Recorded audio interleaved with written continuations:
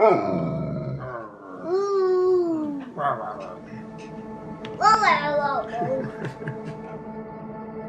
reality is we have gone from a stock market bubble, now we have a housing bubble, and when it breaks, whatever causes it to pop, then a lot of people are going to find out, oh my God, you know, not only is my stock's down, my house is down too, and now what do I do?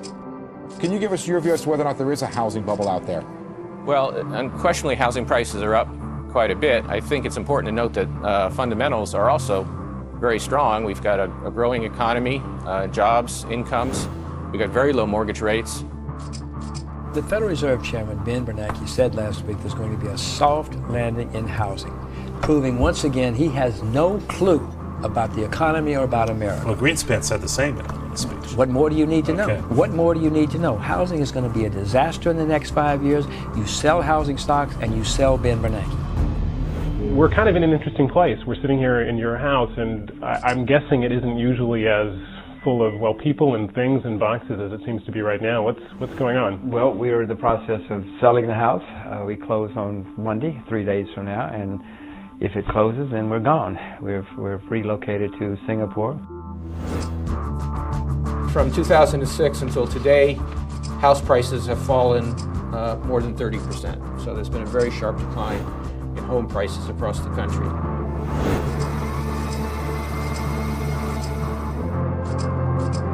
Overall, the U.S. economy appears likely to expand at a moderate pace over the second half of 2007, with growth then strengthening a bit in 2008 to a rate close to the economy's underlying trend.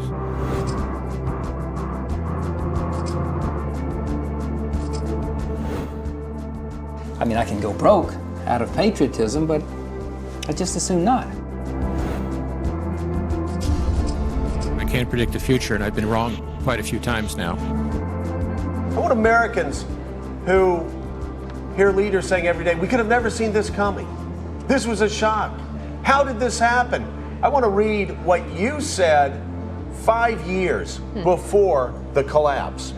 Like all artificially created bubbles, the boom in housing prices cannot last forever.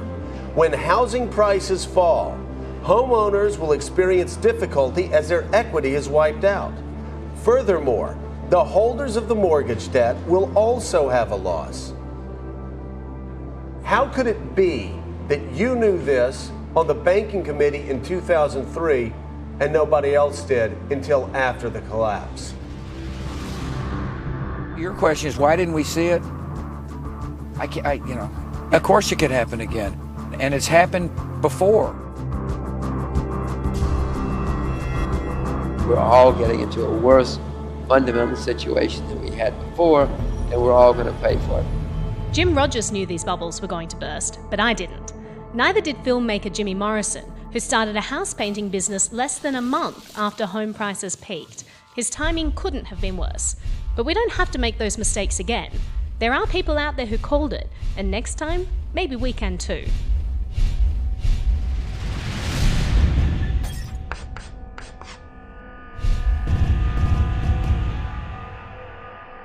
Right here in America, if you own your own home, you're realizing the American dream. I ran for president in large measure because I wanted to restore that dream. We can put light where there's darkness and hope where there's despondency in this country. And part of it is working together as a nation to encourage folks to own their own home. One of the great successes of the United States in this century has been the partnership forged by the national government and the private sector to steadily expand the dream of home ownership to all Americans. It means we use the mighty muscle of the federal government in combination with state and local governments to encourage owning your own home. That's what that means. I ask all of you just one more time to look at that chart. And I wish I had a lot of other charts to show you that would reinforce that. They couldn't see this train wreck coming, even though it was staring them in the face. They're the people who are still in charge. They're the ones who are fixing the economy when they don't understand why it broke. In fact, they broke it, and they're trying to fix it by doing more of what broke it in the first place. To understand why it broke, we need to understand how the economy is supposed to work in the first place.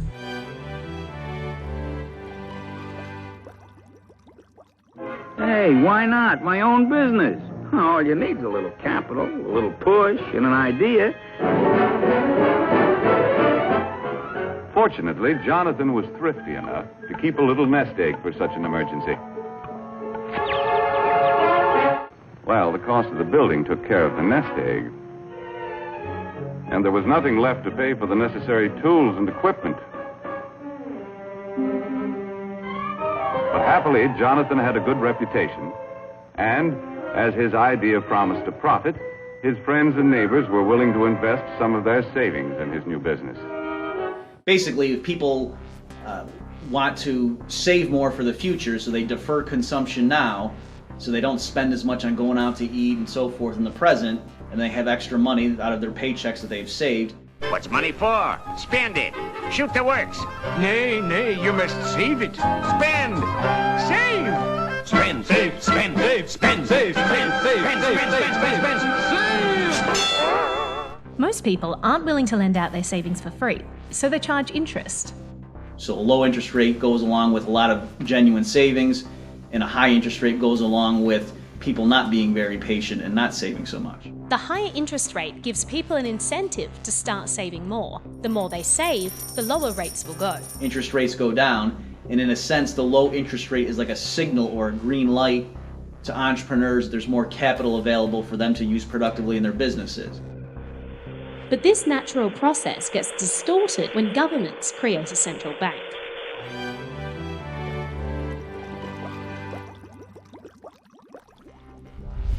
If you've had some background in economics, you know that a central bank is not a regular bank, it's a government agency, and it stands at the center of the monetary and financial system of a country. Alan Greenspan, what could be said? He's someone trying to do a job. What job is that? The job he's qualified to do. Which is? Right about now, your guess is as good as mine. Some investors believe Federal Reserve Chairman Alan Greenspan will cut interest rates possibly as much as 0.75%. You know, there was a time when an announcement like that wouldn't mean anything to me, and that time was 11:10. For Greenspan to be able to lower interest rates, he would need access to a lot of money. So there's three ways a government can get money. It can tax it, which is, insofar as theft is honest, is the only honest way for the government to get it. It wants it, it takes it, you know what it's taking. It can borrow it, go into the markets, have people lend the money, but then the taxpayers or somebody is going to have to pay that loan back with interest in the future. And the third way is by getting control of the monetary system and literally printing the money up and passing it out to people. Here, have a bag of money. One myth that's out there is that what we're doing is printing money. We're not printing money. These days, they don't need a printing press. All they do is they need a computer keyboard. Is that printing money? Not literally. If nobody's saving and people aren't working, people say, well, where's the capital? Oh, no problem. We'll just create it with a computer. The banks have accounts with the Fed much the same way that you have an account in a commercial bank. So to lend to a bank, we simply use the computer to mark up the size of the account that they have with the Fed. So it's much more akin, although not exactly the same, but it's much more akin to printing money than it is to borrowing. You've been printing money. Well, effectively. We have a system that you operate where you are asked to lower interest rates. And I would like to remind my colleagues and everybody else that when you're asked to lower interest rates, you're asked really to expand the money supply. You have at this particular stage a fiat money, which is essentially money printed by a government, and it's usually the central bank which is authorized to do so. So we're not a free market then? There is an invisible, there's a benevolent hand that touches us. Absolutely, you're quite correct. To the extent that there is a central bank governing the amount of money in the system, that is not a free market. The artificially low interest rates tell entrepreneurs and consumers that there is more savings than actually exists. It really destroys an important feature of the economy, and that is savings. Savings tells us something, and it tells us if capital is available. As a result of that, resources are misallocated. They're misallocated into long-term projects, any interest-sensitive projects, and housing is a premier case of an interest-sensitive asset. When Americans are buying properties, they're buying the monthly payment. And by keeping the interest rates down, they artificially suppressed the monthly payments, giving home buyers the ability to afford a larger home or to pay more money for a home than they could have paid had it been more expensive to borrow the money. And they keep saying, no, don't worry about it. It's free market. That's why we live in much bigger houses. But it really isn't. It's the Fed or some other thing, no? Lower interest rates feed through to a broad range of other interest rates. That encourages spending, acquisition of homes, for example, construction, investment by firms, borrowing. At the same time, those long-term projects are underway and housing is being overbuilt. Consumers are spending more. Rather than saving, they're spending because the interest rate is so low.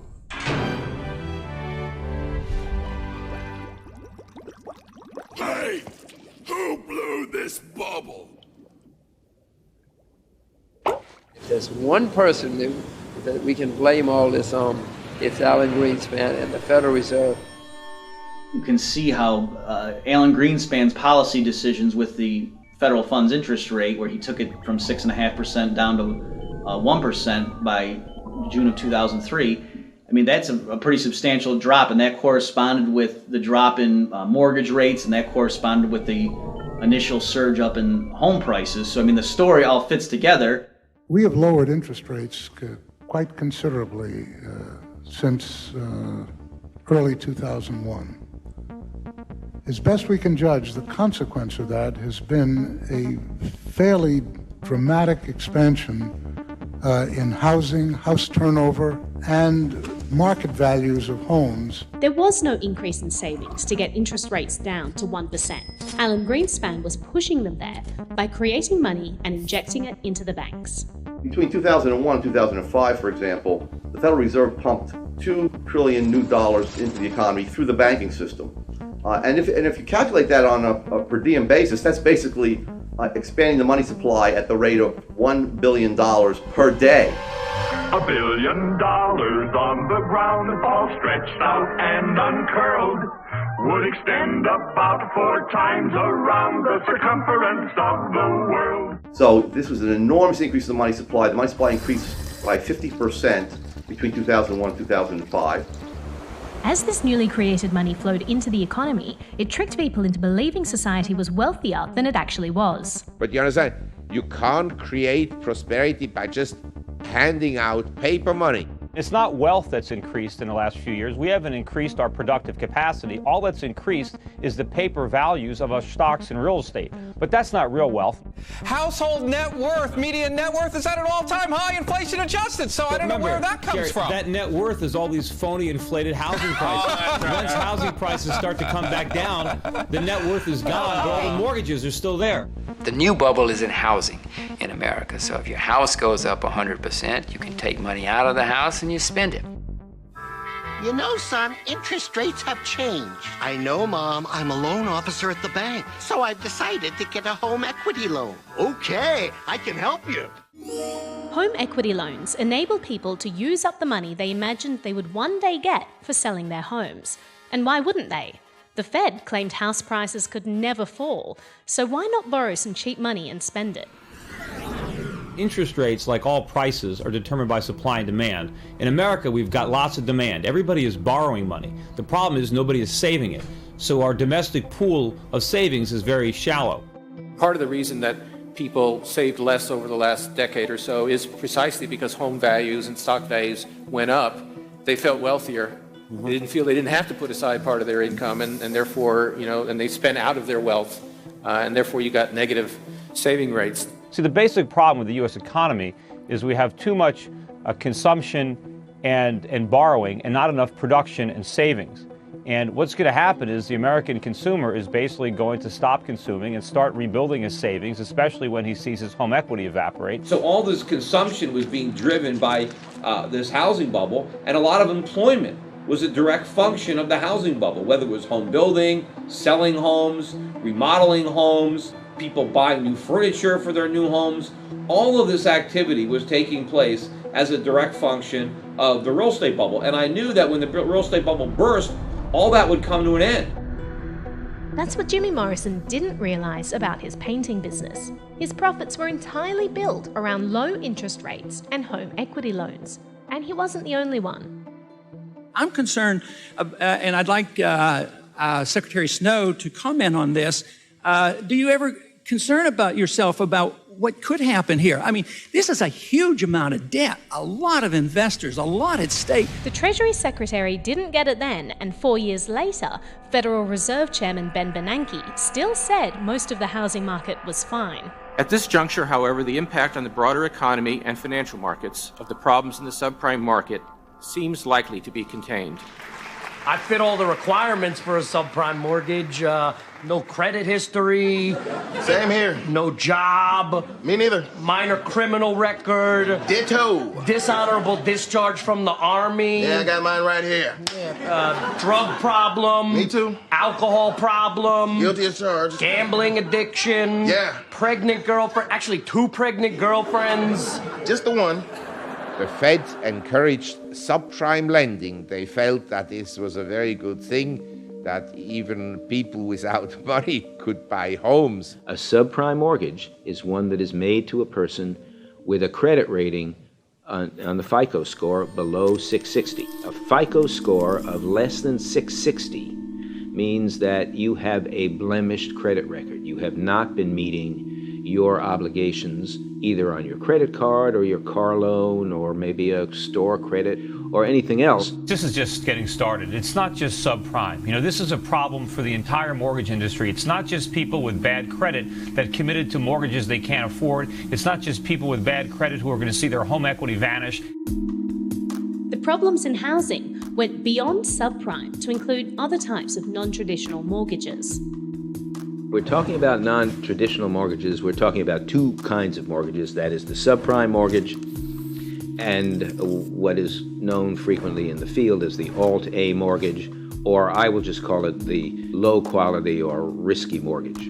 And when I say a mortgage is risky or low quality, I'm really referring to the kind of mortgage it is rather than to the borrower. And this included people, not just lower income and middle income people, but higher income people. Both of them together are frequently called non-traditional mortgages because traditionally mortgages had certain quality level. If you borrowed money for a home, banks would make sure that you had skin in the game, so to speak. Typically, banks would lend no more than 80% of the value of the property. With that extra 20%, it would have to be funded by the individual himself through his own savings.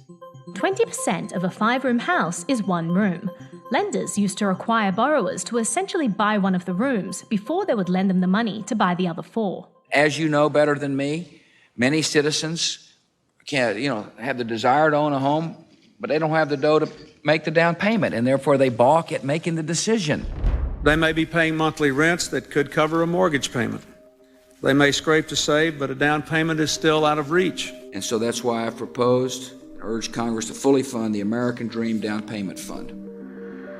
This will use money, taxpayers' money, to help a qualified low-income buyer make a down payment. And that's important. If one of the barriers to home ownership is the inability to make a down payment, and if one of the goals is to increase home ownership, it makes sense to help people pay that down payment. And if we are going to expand home ownership, there's going to have to be a sensible set of public policies, such as reducing the down payment in the FHA. I'm going to talk to Congress about allowing the Federal Home Administration to permit 0% down payment loans to low-income Americans. That needs to happen in order to encourage more home ownership.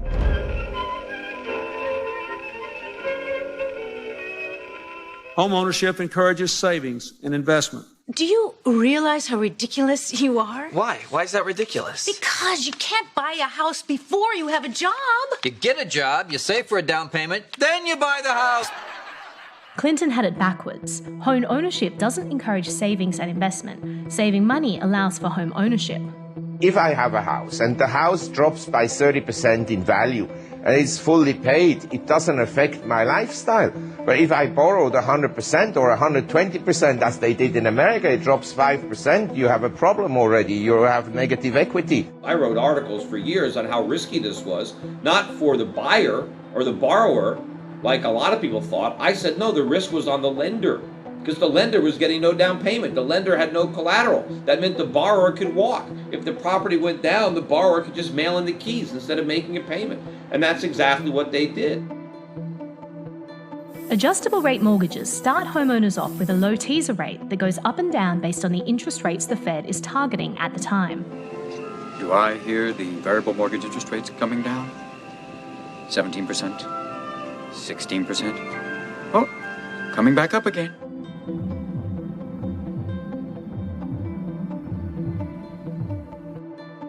So, for example, you might be a mortgage borrower who would buy an adjustable rate mortgage, an ARM, where the initial interest rate was, say, 1%, which meant that you could afford the payment for the first year or two.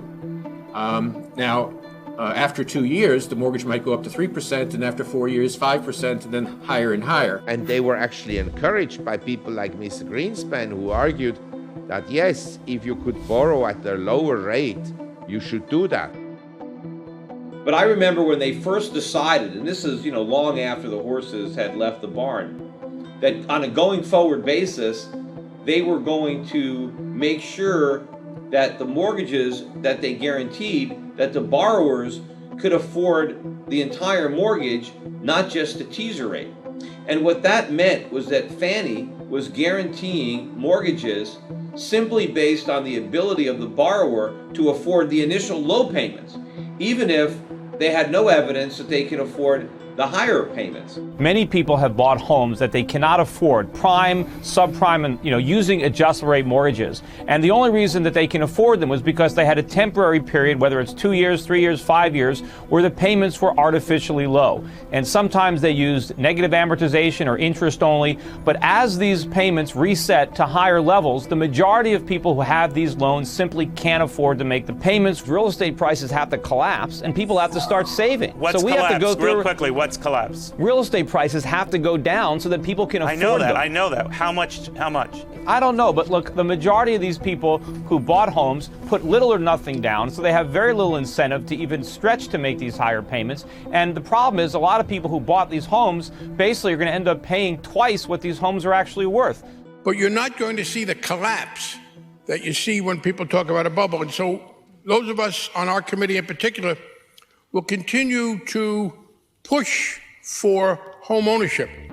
So by 2008, we had in our financial system, and this is almost impossible to imagine, but there it is, 27 million subprime and other low-quality mortgages, and that was half of all mortgages. How is it possible that America let this problem get so out of control? I mean, what would happen if my folks lost everything? What would they do? The government was directly responsible for over 2/3 of these non-traditional mortgages, while the banks held on to the other third. I would say, of course, that Fannie Mae and Freddie Mac were key players in this tragedy. Austrian economists have been pointing out for decades, literally, that these government-created entities, which provide liquidity for the mortgage market, are inherently problematic. Both started out as government agencies, but eventually were made into so-called government-sponsored enterprises, which really means that they were taken off the books of the federal government. Although there is no official government guarantee behind the GSEs, there is a perception in the market that there is such a guarantee. Sure. And as a result, the interest rate that which GSEs borrow is just a little bit above the Treasury rate. When people lend the Treasury Department money, they believe there is little to no risk that they won't be paid back. The United States can pay any debt it has because we can always print money to do that. But the Fed has indicated to the world that the GSEs are equivalent to U.S. Treasury bills, and foreign central bankers have enthusiastically accommodated, sometimes by purchasing more than $10 billion worth of these securities in 1 week alone. Investors around the world were lending to the government-sponsored enterprises with the idea that if Fannie and Freddie failed, Uncle Sam would pay their debt. I do not think we are facing any kind of a crisis. That is, in my view, the two government-sponsored enterprises we talk about here, Fannie Mae and Freddie Mac, are not in a crisis. I think we see entities that are fundamentally sound financially. Stock markets around the world took off today on the news that the federal government will bail out Fannie Mae and Freddie Mac. Treasury Secretary Henry Paulson says the takeover was necessary to protect the financial system. Fannie Mae and Freddie Mac own about half the nation's mortgage debt. Taxpayers are going to take a hit. How big it is, we don't yet know. And I have to be fair on this one. Republicans and Democrats, I think, in Congress did not pay enough attention to the structural problem with Fannie Mae and Freddie Mac, which was they're a quasi-public, quasi-private institution. They're making big profits and their CEOs are taking in big bonuses when times are good, but there's this implicit federal guarantee when times are bad. Congress gave the Department of Housing and Urban Development the power to regulate how many loans Fannie and Freddie made to low-income buyers. When you look at what happened with non-traditional mortgages, it began in 1992 with the affordable housing requirements. It gradually grew over time as those requirements were tightened up and made more difficult for Fannie and Freddie to meet. Each new requirement from HUD was just another arbitrary number chosen by a few people in Washington, but these arbitrary numbers just kept getting bigger and bigger. So by the year 2002, which is 10 years after these affordable housing requirements were put in, Fannie and Freddie had already bought well over $1 trillion in subprime and other low-quality loans. It was in 2002, for the first time, that the banking system passed $100 billion. That's about a tenth of what Fannie and Freddie had already produced. So it was Fannie and Freddie that really was in the business for 10 years before the private sector actually got involved. And for the next few years, the private sector did produce a lot of those mortgages. Another strand in the story is that beginning in the 1990s, it was commonly accepted that the mortgage banking industry was racist, that it wasn't lending to minorities, and that it would have to do so. Cases were brought, threats were being made by the Attorney General Janet Reno under Bill Clinton at the time.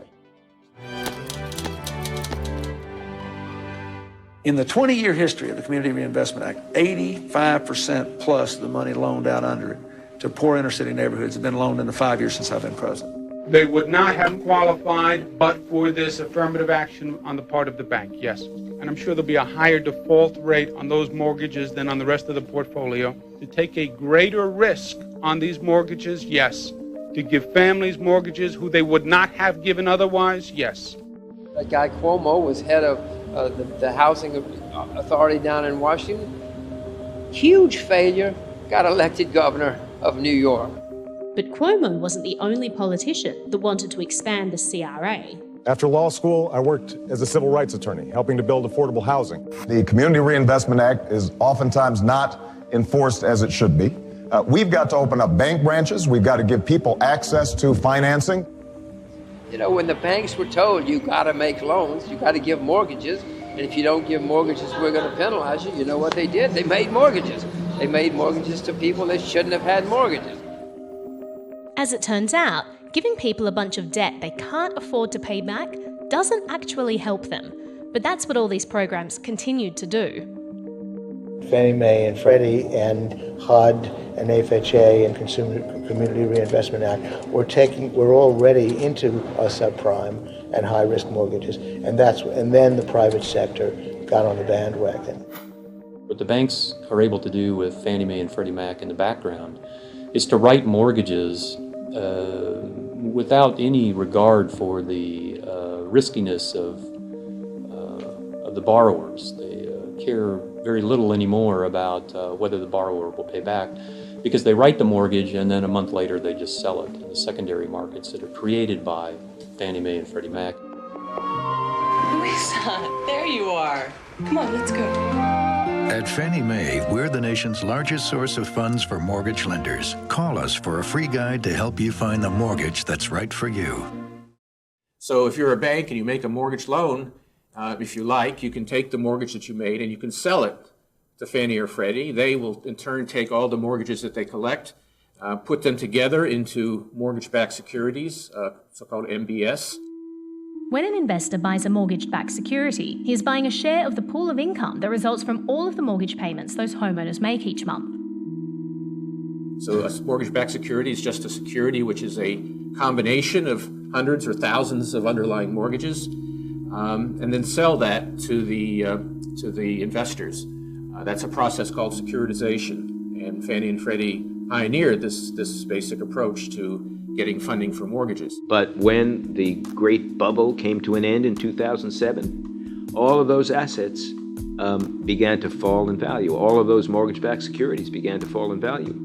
They weren't falling in value because they had been packaged into securities. It was because the pool of income they were based on was drying up as homeowners could no longer pay their bills. The banks themselves were harmed because they held on to these mortgages, believing that the mortgages were good quality and would be profitable for them to hold over time.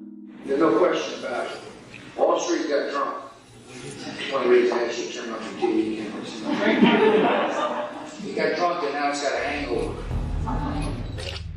Who supplied the leverage into the system? It's called the Federal Reserve Board. If I'm the drug dealer, I'm not responsible that everybody takes drugs, but I facilitate it, especially if I give it out free of charge. You know, I can enlarge the market share. And that's what the Fed has done. So if, like me, you don't think that creating money out of thin air actually makes the economy richer, all that does is distorts prices. Prices communicate information, and so when the Fed changes what those prices are, it's just distorting the economy's ability to rationally allocate resources. If the market was allocating resources by honest savings, the lender would be more cautious about how to protect their investment. They would want a higher down payment. The riskier the loan, the higher the down payment. If the market were clearing at an interest rate that was a balance between borrowing demand and the saving supply in our economy, which is very weak, as you know, Americans simply haven't been saving, then interest rates would have been dramatically higher and the amount of mortgage lending would have been lower. The housing bubble wouldn't have got started. The high interest rates would also have given the people the incentive to start saving more for the future, providing the resources that were needed to grow the economy.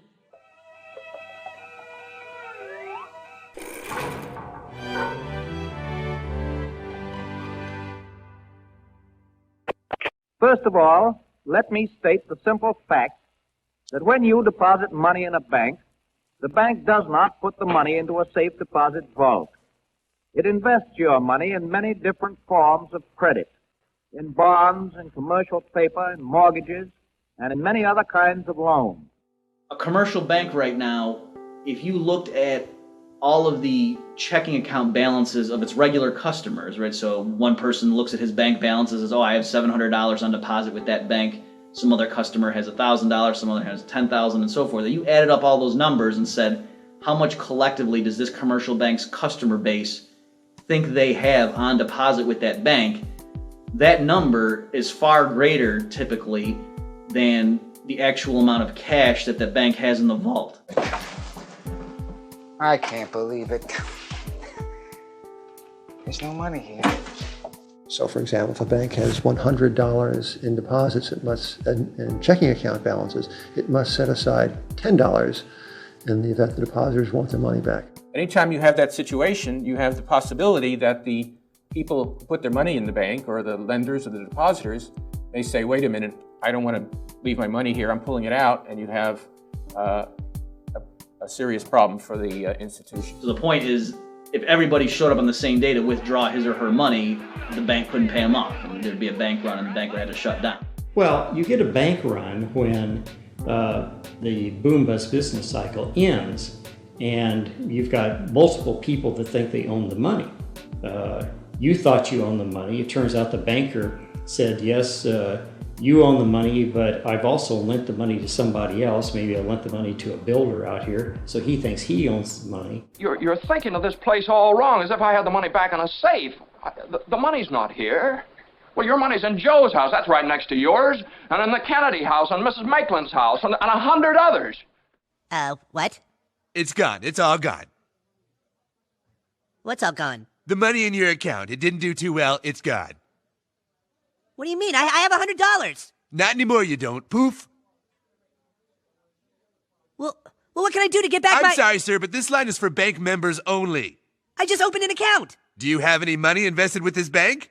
No, you just lost it all. Then please stand aside for people who actually have money with us. Next, please. We think about different industries. There are no runs on other institutions in, say, auto companies, or runs on, mining companies, or on universities, or what have you. This seems to be a phenomena uniquely associated with fractional reserve banking. I think it tends to be unstable when you promise to have money instantaneously available to people so that they can spend these dollars, and at the same time loan them out at various periods of maturity, especially taking money that you that is short term, borrowing from your depositors, money that is short term that can be withdrawn at any moment, and then investing it in mortgages or loaning it out for mortgage loans for 30 years. But FDR thought he had solved this problem. They said, we'll create this thing called the FDIC, and if the banker can't pay you, we'll pay you. Fill this up with regular, please. Hey, that's my money. Don't worry about it. It's insured. She didn't give me no receipt yet. They can't insure if I don't got no receipt. Would you please give him a receipt? Now, this makes customers feel better about their deposits in banks, but it also means that they're not really concerned with how financially sound their banks are. If you move into a new town and you decide which bank you're going to use, you'll typically decide on what the location is. When I moved to Auburn, there were 2 or 3 banks that were all about as close to where I lived as the rest of them. And I made my decision on which one had the time and temperature right. If there was no government guaranteed bank accounts, then depositors would be very concerned about what the banks do with their money, and there would be real competition for safety. Banks would not just advertise, that they have the highest yields or the cheapest ATM fees. They would advertise, hey, we got the best portfolio. We have the highest quality of assets. Your money is safe. In the past, you'd choose a bank based upon whether you thought it was prudently and well managed, and you'd actually get your money back. Under capitalism, we have a system of profit and loss. Profits encourage risk-taking, losses encourage prudence. Under a system of crapitalism or crony capitalism, profits are encouraged, indeed profits are privatized, but losses are socialized. There is no downside. The minute you have the government coming into the banking system and guaranteeing depositors that they can't lose money, then the banks will take a lot of risks with those deposits. Between the FDIC and the GSEs, the federal government was guaranteeing almost $10 trillion worth of debt. This was the same government that already had $10 trillion of debt on their books. So where would the money come from if they failed? Well, if the Federal Reserve was on the job, Jimmy Stewart could call up the local Fed office. So you have the natural problems going along with easy money and credit and artificial interest rates, but then it encourages even more risky behavior because there's always the lender of last resort. The Federal Reserve's very existence gave banks the incentive to be as leveraged as possible. People were able to make very risky bets with banks' money, or taxpayer money as it turned out. And if you give people an opportunity to gamble with no downside, they're going to do it. some of the issues you deal with are properly approached through a sophisticated, risk-based set of capital standards, with a sophisticated regulator applying those risk-based capital standards. Those regulations were rewarding the banks for getting into housing, especially if they packaged them into securities. From the conversation I've heard today is that the consensus is that we just don't have enough regulations, and all we need is a world-class regulator and everything is going to be okay. And I think we're failing to look at the real problem and the cause of our crisis that we face. I'm concerned that we're going to have a world-class adjustment to the distortions that we, the Congress, the Fed, and the Treasury has created over these last several decades, and it seems like there's essentially no concern about that. Would you say the Federal Reserve created the crisis, Fannie and Freddie and all these other things kind of directed what sector the crisis would be in? Yeah, I think that's a very good way of putting it. They help funnel money into a particular area of the economy, and so they give the adjective housing to the word bubble, which is what we're really concerned about in terms of distorting resources in the economy. And so it made it, made our boom, the housing boom, this time around different from, say, the Roaring '20s, where the malinvestments went into radio, or the 1960s, where they went into computers and so on.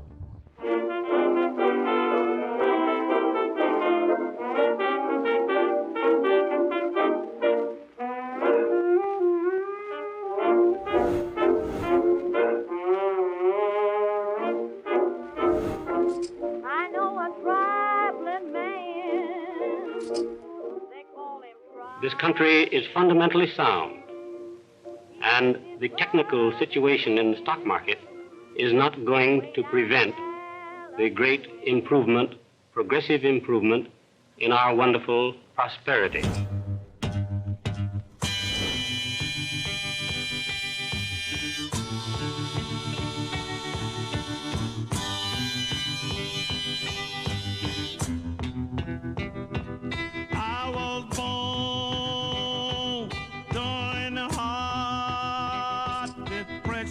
Days, oh my Lord, in July in South Georgia.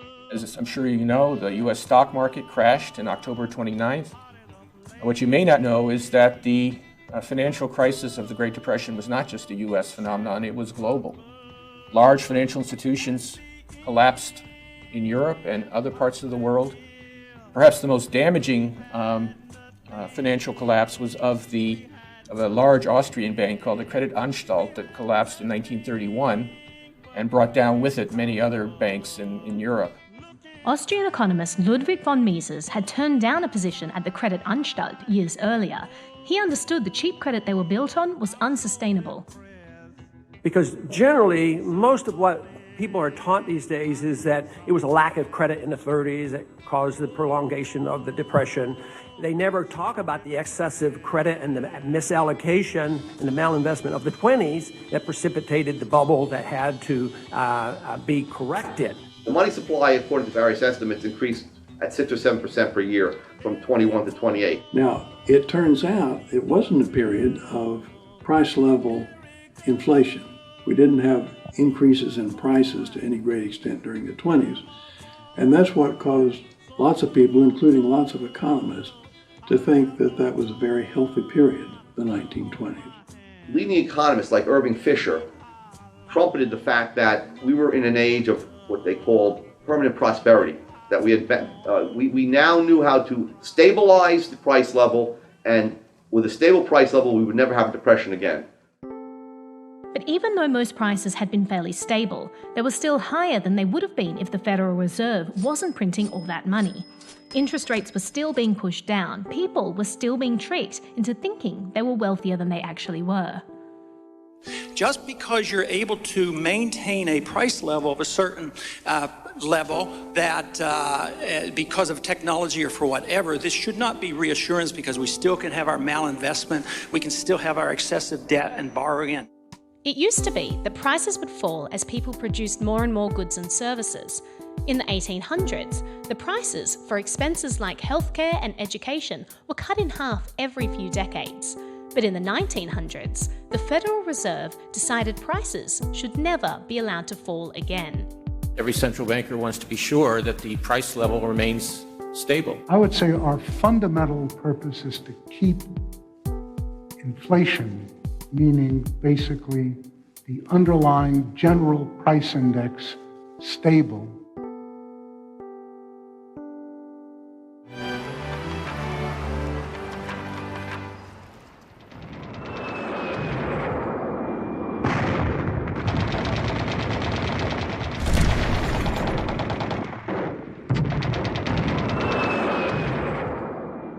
Wars are extremely expensive. And if you had to raise taxes to pay for the full costs of war, wars become very unpopular very quickly. The Federal Reserve helped the U.S. government pay for the war effort by monetizing the debt. The Fed would create money to then buy bonds that Uncle Sam issued to pay for the war effort. To make a long story short, the Federal Reserve, which was new at the time, started in 1914, pumped a tremendous amount of new money into the economy in order to pay for the war. So the Fed engineered a roughly 50% increase in the money supply during our short time actively participating in World War I. We inflated in World War I, and then the necessary correction came in 1920-21. It lasted over a year. In 1920, when the Fed began to decrease the rate of growth of the money supply, the interest rates went back up to natural levels, and we began to get a liquidation of all the bad investments that were made. The year 1920 was even worse than the first year of the Great Depression. Stock market cratered. Unemployment, as then counted, went from, say, 3% to 12%. Disaster. So how did the federal government meet this cataclysm? Well, the Treasury balanced the budget and ran a small surplus, and the Fed raised its money market interest rate. Notice, however, that the Depression of 1920-21 did end. We are not still in it. So the market was left on its own to fend for itself, and it fended quite well. The recession was over within a year and a half or so. So I think the lesson from the 1920-21 Depression is that you don't need to be afraid of falling prices or falling wages, or what people call deflation. That's fine. The economy can handle that if the government just stands back and lets prices adjust. Now, when Hoover got to be president, he had all these dreams about if the economy runs into problems, he's going to start intervening in the economy massively, and that's what he did. He had worked out his ideas for the Depression of 1920 to 1921. And when he was president in 1929, and we got the stock market crash and the beginnings of the Great Depression, he was ready.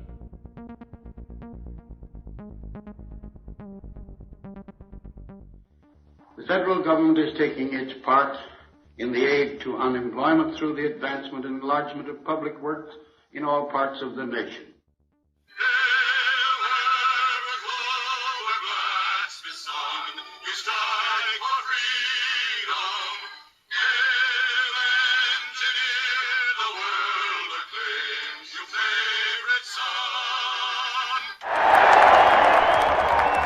Hoover decided to come to the aid with his version of bailouts and stimulus, and so instead of getting a free market solution like we had in 1920, we got government solutions, and we had the beginning of the Great Depression.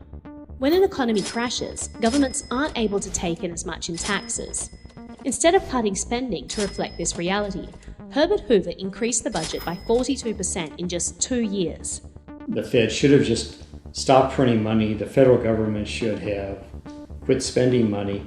It should have cut its budget, and we would have had another sharp, short depression in 1929, 1930. Instead, Hoover tried raising taxes. He raised the top income tax from 25% to 62%. He raised estate taxes. He signed the largest tariff in the history of the United States. But even with all these new sources of revenue, he still would have needed to cut spending in half to even come close to balancing the budget.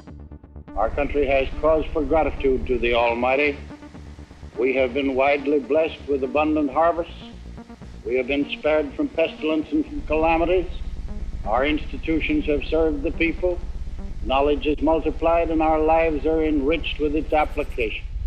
Keynesian economist Paul Krugman claims the severity of the crash was due to Hoover just sitting around waiting for the free market to work. Krugman cites the advice Hoover received about allowing the market to restructure itself, but he leaves out what the president concluded on the next page. Certainly it was one of the most significant instances of government intervention in peacetime in American history up to that point. Hoover had spent more on public works than the previous administrations over the past 30 years combined. He was also trying to prop up every price he could, including wages. And this was a high-wage policy in the face of a collapse of the money supply. This is disastrous. He implemented it by threatening businesses that had contracts with the government that they would lose those contracts if they allowed wages to fall. So businesses were put in an untenable position. And what they ended up doing, if they couldn't allow wages to fall, they simply had to lay off workforce, making the depression deeper than it otherwise would be. When he left office with 25% of the workforce unemployed despite all of his massive, unprecedented programs.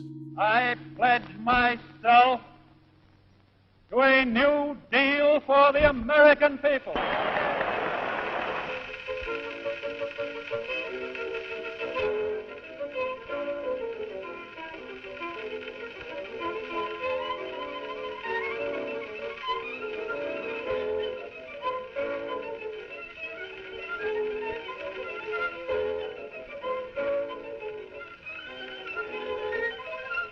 The new president was supposed to offer some sort of change, but FDR's New Deal just took Hoover's efforts to prop up prices and wages and institutionalized them. Hoover also supported farm prices and began to bail out banks and so on.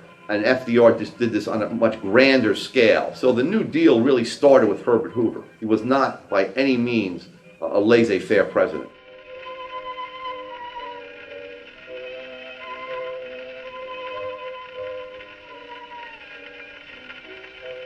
We tried to fix prices, which is exactly what we're doing now. We would not, in the Depression, allow wages to go down, and we said, well, the price of farm products has to stay up. So in doing that, we plowed crops under, and people were starving. And I don't think we gained a whole lot of wisdom since we were plowing under crops to keep prices up. Creating all these new programs cost a lot of money. We should probably just print more. I don't know why it's been such a big issue. But as long as the United States was still on some form of the gold standard, FDR was still limited in how much of it he could print. The dollar was tied to gold at the rate of $20.67 an ounce. And so that was freely convertible, so citizens could walk around with gold coins if they wanted, or if people had paper Federal Reserve notes or Treasury certificates, they could go and turn them in and get the equivalent amount of gold back. Now, this didn't mean the Fed wasn't printing extra money. They just knew that the more they printed, the more likely it was that people would turn in their dollars for gold and realize there was only a fraction of what their paper certificates had claimed. The gold standard stood in his way, essentially. He wanted to be able to print more money, and he couldn't do it if money was linked to gold. On this date in 1933, FDR signed legislation taking the U.S. off the gold standard. The nation was in the midst of the Great Depression. Many banks had to close their doors as panicked customers ran to exchange dollars for their worth in gold. FDR halted the rush on gold with a stroke of the pen. So FDR just stopped redeeming the dollar certificates for gold and made it illegal to possess more than a small amount. If people didn't turn in their gold, they faced 10 years in jail and a fine of the modern-day equivalent of almost $200,000. He confiscated the gold illegally under executive order, and then he sat around a table each day and tried to decide what the price of gold should be. And that was to give him license to print as much money as he wanted. I am authorizing the Reconstruction Finance Corporation to buy or sell gold at prices to be determined from time to time after consultation with the Secretary of the Treasury and the President. So often, in the past 10 years, I have had to prophesy evil. But now, a great weight is lifted from us, great tension relieved. There's no danger of the exchange falling too far. There's no danger of a serious rise in the cost of living. When we have restored the price level, we shall seek to establish and maintain a dollar which will not change its purchasing and debt-paying power during the succeeding generation. I said that. In less than 5 years, FDR had increased the money supply by 42%. But this only dragged out the inevitable. By 1937, people were once again realizing things were worse than ever. This is a complete failure of this Keynesian model of government stimulus and trying to inhibit market forces, yet we're following the same model.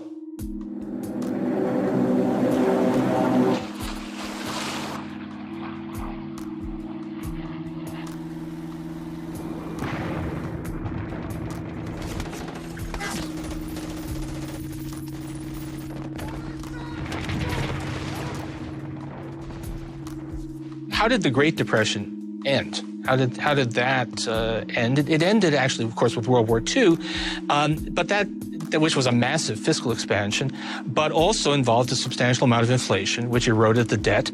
Just on the face of it, the idea that when an economy's on the ropes, the way you encourage prosperity or induce recovery is to take a lot of your able-bodied men and ship them overseas to get shot at, or to take a bunch of resources that could go into automobiles and radios and nylon stockings and instead turn them into bullets and bombs and tanks and then ship them overseas to get used for things that don't intrinsically bring value to anybody. I mean, that's just crazy on the surface of it. War, of course, is very destructive. It's not constructive.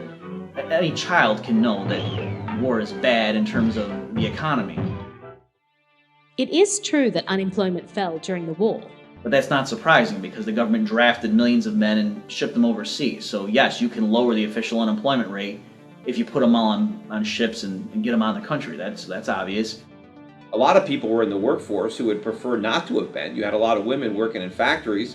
They didn't want to be there, but their husbands were fighting a war. And they were there making weapons. They weren't making things that they can consume. In World War II, wages were controlled.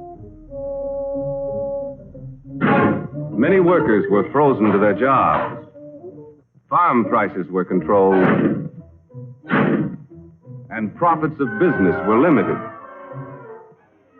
Raw materials were allocated between essential and non-essential business. On Main Street, USA, many of us found less to buy because a good portion of our productive capacity went to the war effort. Prices were fixed, and the available supply of goods was rationed. Life on the home front during the wartime was pretty sparse. Everything was rationed. It was very difficult to get anything. You look at standards of living during World War II and look at them not from the point of view of government statistics like the GDP, but from the point of view of people being able to buy consumer goods. Standards of living plunged. If you take out the tanks and the planes and the bullets and the guns and all that stuff out of GDP and you look at food, clothing, and shelter, consumption per capita was as low during World War II as it was during the Great Depression. We didn't produce one automobile from 1942 until 1946. There were no tires for the people in the country. There were no houses being built. Food was in short supply. Clothing was in short supply because we were putting millions of men into uniform. All the tires were going to jeeps and airplanes. All the fuel in the country was going to the military. So if you're concerned about food, clothing, and shelter, Americans were no better off during World War II than they were during the Great Depression. And add that to the fact that their relatives were dying over in Europe and Asia. None of this benefited America. I mean, it benefited us to the extent that we had to defeat the Nazis, but we would have been better off if there were no Nazis to defeat. If Adolf Hitler had never come into power, if we never had to fight World War II, clearly the economy would have had more resources to devote to civilian purposes, which would have contributed to rising standard of living.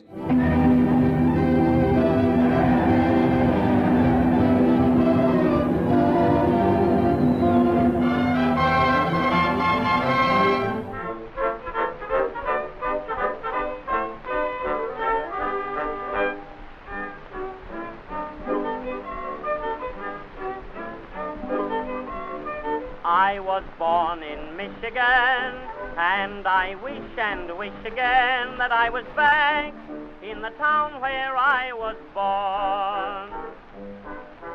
There's a farm in Michigan, and I'd like to fish again in the river that flows beside. Keynesian economists at the time claimed that because government spending was going to be cut back as the war ended, they were very fearful of a huge recession. But that never occurred. We never got that huge recession. In fact, the soldiers that were being demobilized after the war were absorbed into the private economy very quickly. The year after the war ended, the federal budget was finally cut by 40%. Instead of the predicted depression, we had the single most robust year the private economy has ever seen.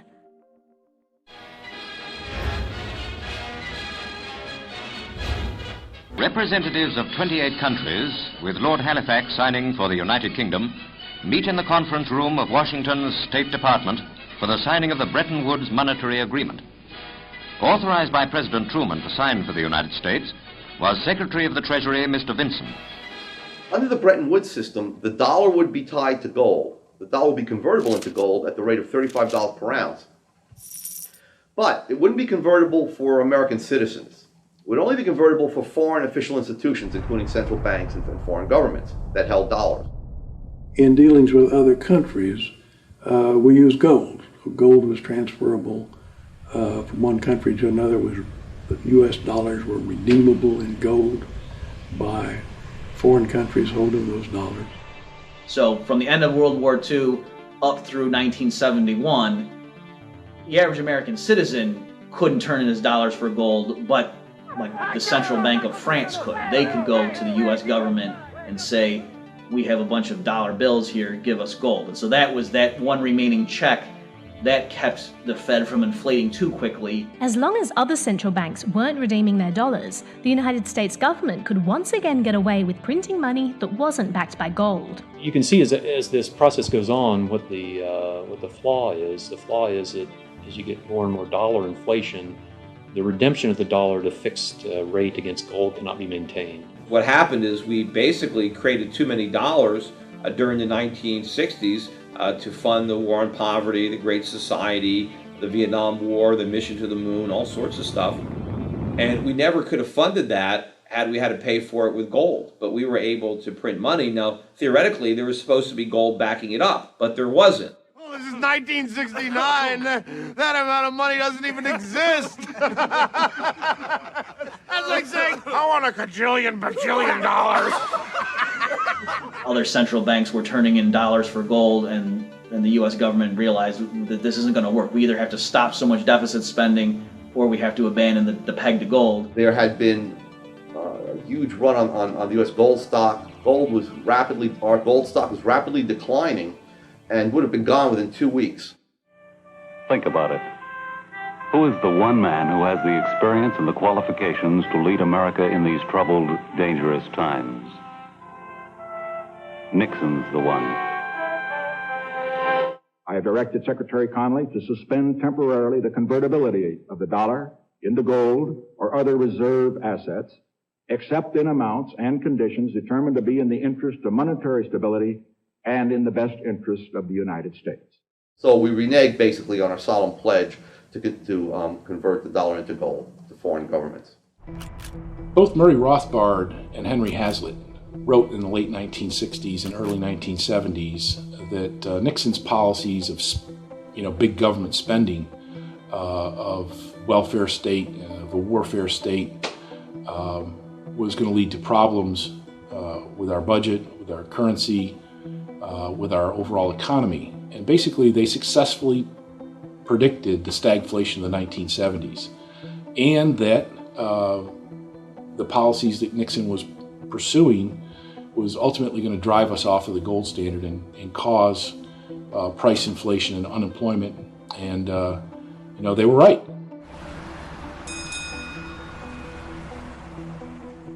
What was called hydraulic Keynesianism was very naive and adopted the view of what's called the Phillips curve, saying there is a trade-off between inflation and unemployment. They believed an economy could have one of these problems, but that it would be impossible to have both.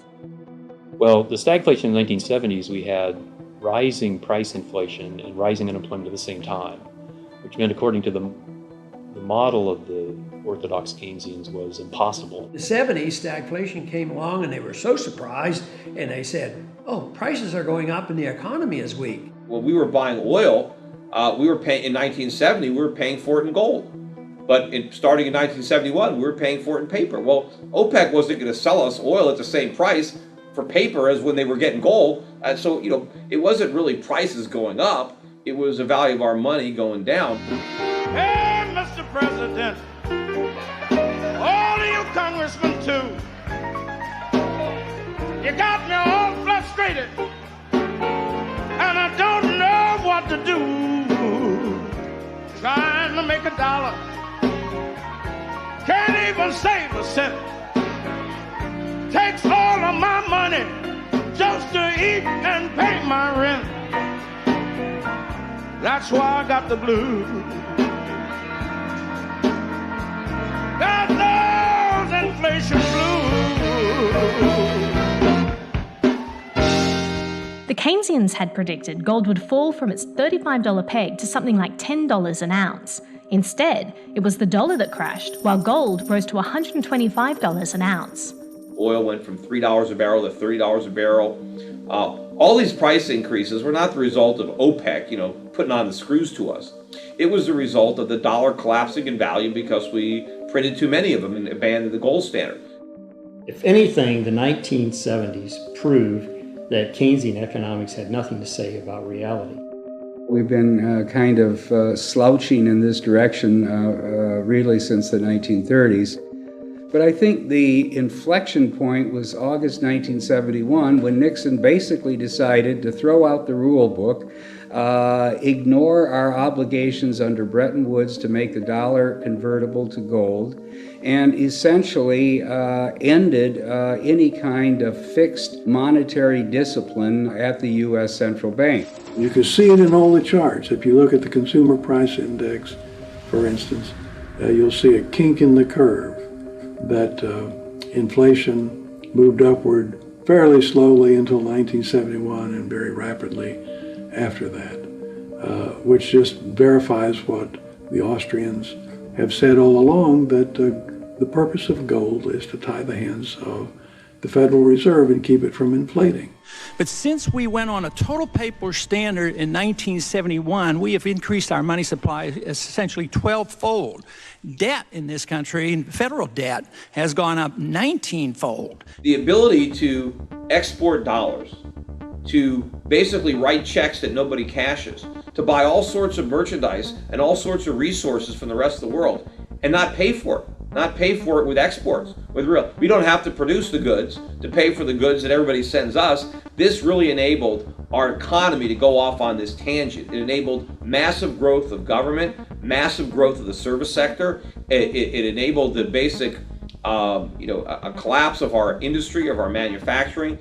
We've incurred ever-increasing higher deficits, leading to an ever-increasing national debt. Our current account deficit is all out of whack, so that our macroeconomic statistics prior to 1971 sort of meander along in a curvy line. And then when you go off the gold standard, everything goes haywire. In the decades since Nixon ended the Bretton Woods system, there has really only been one Fed chairman who temporarily took a different approach. In the United States, Paul Volcker, as you may recall, in 1979, came into office and put a very severe clamp on the expansion of credit, and that led to a long sequence of events here, which we are benefiting from up to this date. Paul Volcker quit printing money. Interest rates went up to around 20%. People have said that Paul Volcker raised interest rates to 20%. Which is not really correct. Paul Volcker said, I'm not going to monetize the debt anymore. I'm not going to intervene in the financial markets. I'm going to let interest rates go to wherever they have to go, and they went to 20%.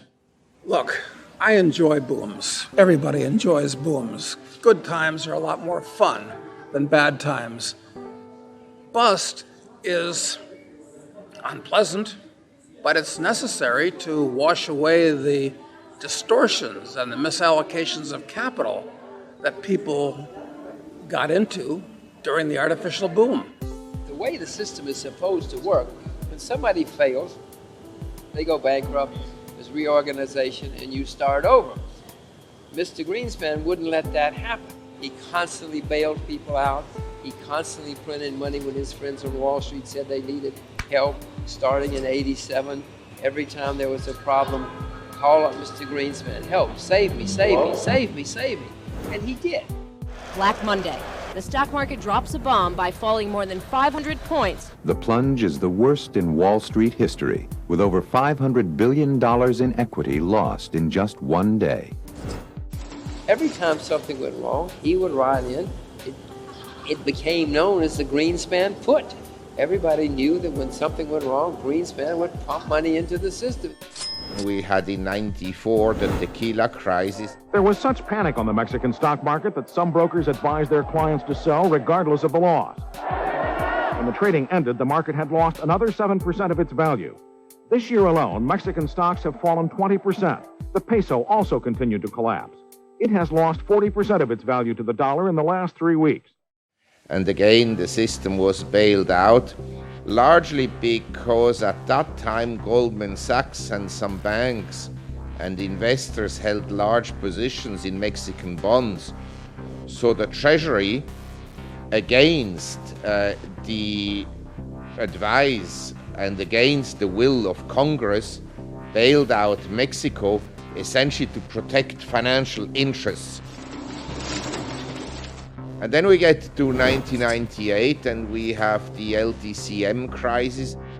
On September 2nd, the partners of Long-Term Capital sent their investors a letter acknowledging 52% losses on the year through August 31st. That is, they had lost 52% of the capital they had at the beginning of the year. LTCM would have gone bust, but again, LTCM was bailed out by the Fed and the Treasury. Institutions that should have failed, now they're still in operation. And the lesson has been taught that if the next time a boom comes along, go ahead and be reckless and make as much short-term profit as possible, because if it all blows up in your face, either the Fed or the Treasury is going to come along and bail you out anyway. But Mr. Greenspan rode in, pumped in money. They were all had a big revival. The stock market went up. There is no doubt that most stock prices are grossly inflated and probably represent the greatest financial bubble known in history. Between August 99 and March 2000, doubled. If a bubble in fact turns out to be the case, after the fact, we will have a considerable amount of evaluation of where it came from. Ever seen a kid in a bubble before? Of course I have. Come on. My cousin's in a bubble. My friend Jeffrey's sister, also bubble. You know. I got a lot of bubble experience. Come on. Stop it! The U.S. stock market suffered its worst week in history last week, dropping a record 861 points, a staggering 6% decline, and sending shockwaves through U.S. and world markets. Although on the bright side, I'm sorry, I've been handed a piece of paper that says there is no bright side. The government didn't want a more severe recession in 2001 or 2002, and so we artificially stimulated the economy.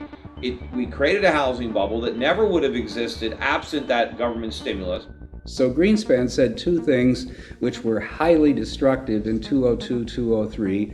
One, we're going to make the borrowing cost overnight 1%, which was unprecedented. It never had been that low even during the 1930s and the Great Depression.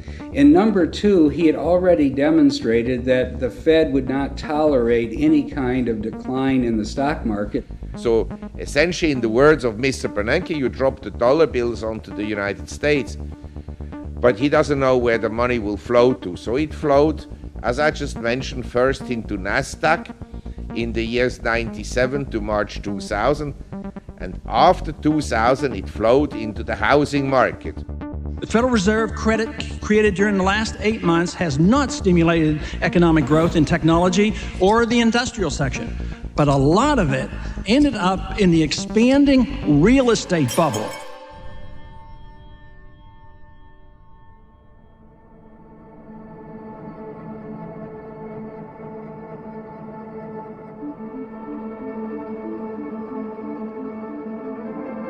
Yes, Lehman Brothers filed for bankruptcy, and sure, Merrill Lynch was sold for pennies on the dollar, and granted, insurance giant AIG is teetering on the brink, and the Dow plunged 500 points. I think the system basically is sound. I truly do. Now determining most prudent move for insurance company.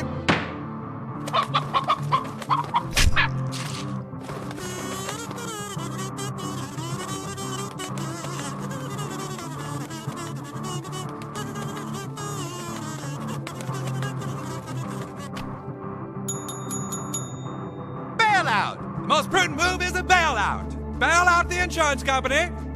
A sincere congratulations to everybody out there who pays taxes in the United States. We just bought an insurance company! Congratulations! I had to make the decision to use your money to bail them out. Well, the United States is in a recession. It's going to be the worst recession we've had in a long time, perhaps since the Second World War, because the federal government keeps making mistakes. The central bank makes mistakes. The Treasury makes mistakes. Everybody keeps making mistakes. So, well, then you get the argument, well, this is not a stimulus bill, this is a spending bill.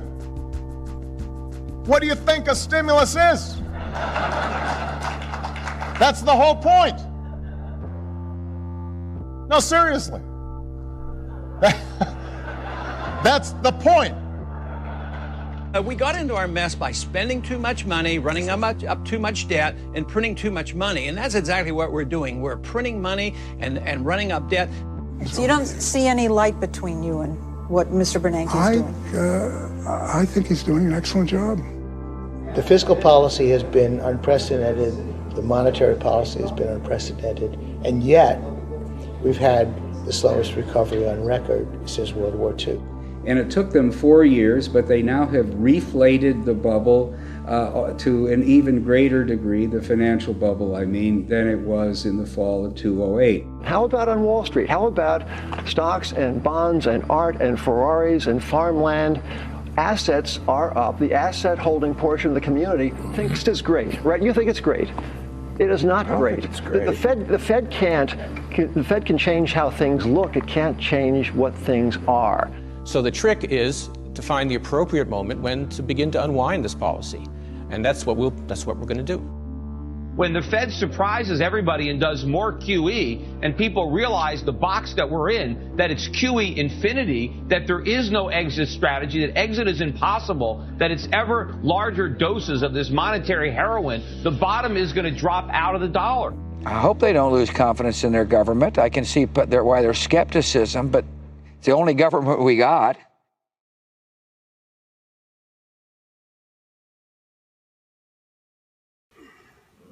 Whoa.